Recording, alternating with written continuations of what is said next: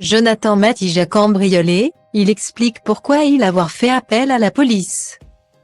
Depuis le cambriolage de leur maison le soir du Nouvel An, Jonathan Matija et sa femme Shana Kress tentent de remonter la pente. Malgré le dépôt de plainte, les voleurs n'ont pas encore été identifiés, mais le jeune papa essaie de résoudre l'affaire par ses propres moyens. Il s'explique sur YouTube le 22 janvier 2023. Ce début d'année 2023, Shana Kress et Jonathan Matija risquent de ne pas l'oublier.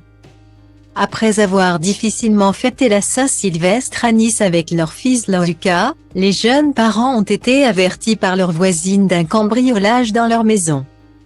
Profondément inquiets, ils ont alors rentré chez eux pour constater les dégâts et les vols. Merci messieurs les cambrioleurs. Grâce à vous on démarre bien l'année.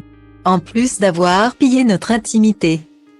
Ils ont volé ma voiture, expliquait Shana Kress sur les réseaux sociaux. Le couple avait alors posté la photo de leur Range Rover Evoque. Sait-on jamais si vous la croisez, ajoutait-il.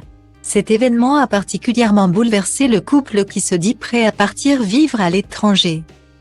On aime notre pays mais je ne pourrai plus jamais laisser ma femme et mon fils seuls à la maison sans m'inquiéter, expliquait Jonathan Matija. Afin de retrouver les malfaiteurs, les deux candidats de télé-réalité ont déposé plainte. C'est auprès de la police qu'ils ont fait constater le vol de leurs effets personnels et de la voiture. Dimanche 22 janvier 2023, sur YouTube, les heureux parents du petit Lucas ont dévoilé les dessous des procédures judiciaires.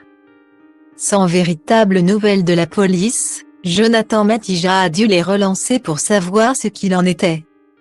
Dans cette vidéo, on découvre également que le jeune papa qui vient de perdre sa grand-mère a retrouvé, par ses propres moyens, son Ranger Rover.